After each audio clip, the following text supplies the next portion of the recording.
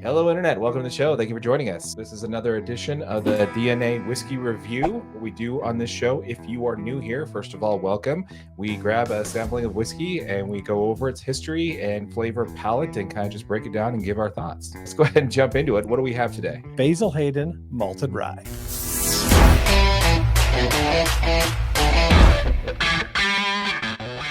Basil Hayden is a distinguished bourbon brand that traces its roots back to 1796, named after Basil Hayden Sr., who was an early distiller known for using a higher percentage of rye in his mash. This brand has a legacy of craftsmanship and innovation, and Hayden Sr. was among the pioneers who brought a unique twist to traditional bourbon, making it spicier and more distinctive.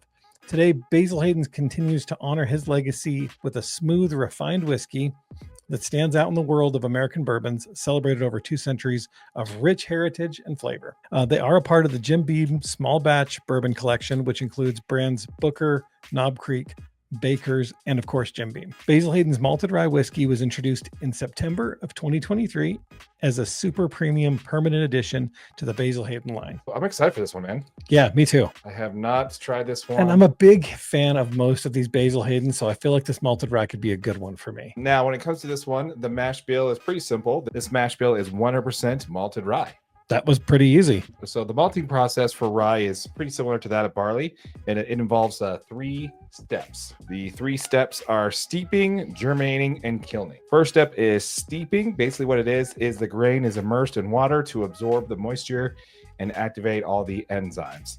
Next is the germination process. This is where the grain continues to grow and modify. There's little rootlets that emerge from the outside of the shoot there, growing within the husk. The enzymes break down further, break down the proteins and the carbohydrates, opening up the grain's starch reserves. And then there's the kilning process, where what they do is they take the green malt and it's dried to prevent further germination. Rye can be very difficult to work with in this process. It becomes sticky and hard to mill.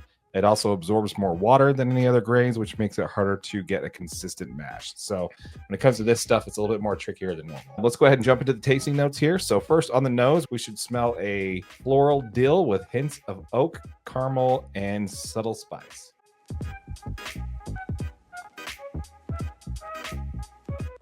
The caramel's there for sure. It's like, I think the first thing I get is the oak and caramel. Yeah, I can definitely get that. I'm definitely picking up that dill. Are you? Like, Yeah, it's got a very like unique dill. yeah. That is kind of crazy, actually. It's not like you cracked open a jar of pickles, but it's definitely got like that. Yeah, like you just poured some whiskey in a jar of pickles. I got it. Huh? Have you ever had dill sunflower seeds? Yeah. Oh, That's the smell. that is right? exactly what it is. Absolutely. Yeah, that's definitely what I'm smelling. I'm not. That might be where You I guys, when you crack open this bottle, leave us a comment. Let us know what you think. Let us know if you got that same smell when you guys tested it out. Yeah, That is exactly it. That is insane. got a little bit of floral notes Yeah. to it. Definitely have the oak and the caramel, which you typical Yeah. a lot of whiskey that you get here in the States anyway. And yeah, that dill. Oh, it is smells like, so good. My mouth's watering. It smells really good. all right, well, let's not delay it here. So on Yeah. the palate, we're going to taste some cinnamon, sweet vanilla, toasted rye bread. So cheers to you. And cheers to you guys.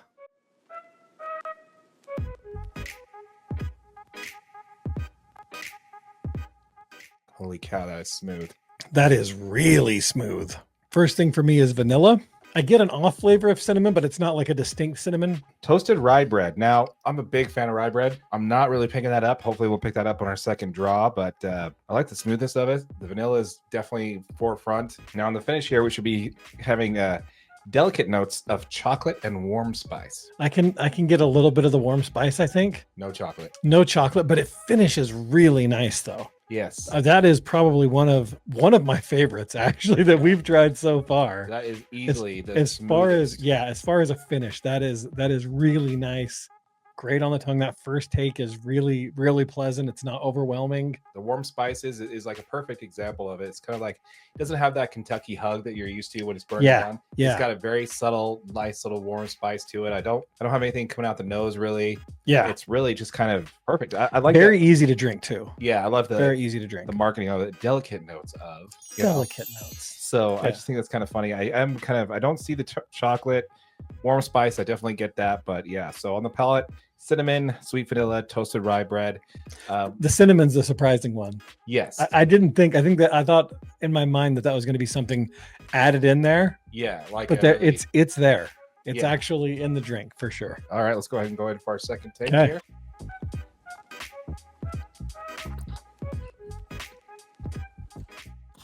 I get a little bit. I mean, it's definitely still very sweet. No rye bread for me. Yeah, I'm not picking up that rye bread whatsoever. Maybe we'll get that sensation when we taste it on the rocks. Yeah. But on this one, I'm not tasting that. That says sweet and vanilla. So I don't know if those were supposed to be one word. That's actually a great representation though, because it is like a sweet and then a vanilla. Yeah, it's true. It is true. It's probably not a typo. It's definitely a sweet flavor. Now, with how smooth this one is, I actually let it linger on the back of the tongue for a while before absolutely. I swallowed it. And just to see if I can kind of get that out of there, but still no rye bread.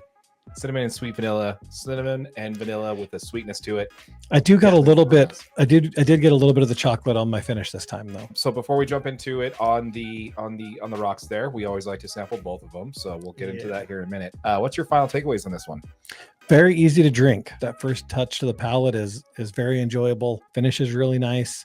Really like it actually. I mean, for the first time ever trying this, it seems like it'd be very drinkable. Yeah, very drinkable. It's a great one to use for an introductory whiskey. Yeah. Typically you want to start with like an Irish whiskey because that tends to be a little bit lighter, less of a burn. But this one I think is a great option to use that. So if you're new to whiskey drinking and you want to test out your palate without, having to feel the burn too much, this is a great starter one, and I'm really impressed with how smooth this one was. And yeah, can't say nothing bad about it. Honestly. Yep, absolutely. Except for that toasted rye bread, really wanted to try that and see if that was in there. But kind of confusing that it's not there. But it is a little confusing. Maybe we've had flavors show up on ice. So yeah, exactly. Maybe that's where we're going to be. Yeah, absolutely. All right, let's go ahead and switch on over to the on ice option here. Okay. All right. So this is on a cube of ice there. It's been sitting for about, 5-10 minutes there. Yeah, roughly. Give or take. So cheers to you.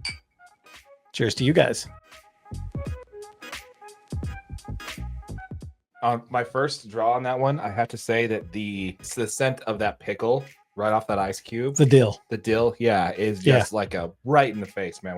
I feel like I can taste a little bit of the dill this time on ice. Yeah, that's probably it's really interesting. I don't know, man. That's super. I don't know. It's really, really smooth, man. Like, really smooth. Really, really smooth. Very, very drinkable. Yeah, when you put it on ice, it kind of it does mute a lot of the flavoring because it basically cools down your tongue and all the receptors on your tongue to actually taste more. In this one, because it's so smooth originally, it's almost like you're not really drinking whiskey, or it's been severely watered down. Yeah. Right? But the scent is there, the taste notes are still there, but it is very, very light and extremely refreshing on ice, I think. Very refreshing. Like drinkability is 10 out of 10. Drinkability, I like that. That's perfect. Any final notes on this one? I prefer it on ice. Shocker. Very refreshing. I think it's fantastic. I like it. I mean, I think the tasting notes were kind of right on. Every one of them, minus that rye bread one. Definitely recommend it. You guys make sure you go get you a bottle, try it out, let us know what you think. Yeah, this one was I think it was a little bit more expensive than the dark rye and toast. It came in at, I think, around $55 a bottle here in Utah. So let us know in the comments down below where you were able to pick this up and what you got it for. I'm pretty sure if you bought this bottle, it'd be like $30, Right. I find them much cheaper than Dairy does. I don't know how that works, but he does. Yeah. Specifically Angel's Envy. If you checked out our previous video, we talked about that a lot. Well, once again, folks, thank you very much for joining us. If you guys had a chance to taste this, let us know your thoughts in the comments down below. Are you with us on this? Was that toasted rye bread completely gone? Is it as smooth as we're saying? Because easily this is the smoothest whiskey that we've reviewed so far. 100%. Very delicious. Absolutely love it. We want to hear from you folks. We do have some other videos like this on the channel. We've done 2 other ones so far. Yep. So be sure to check them out. Let us know your thoughts. Should we put these on its own channel so it's a little easier to find them? You let us know. With all that said, my name is Darren. That is AJ. And this has been an episode of the DNA Whiskey Review. Till next time. Cheers.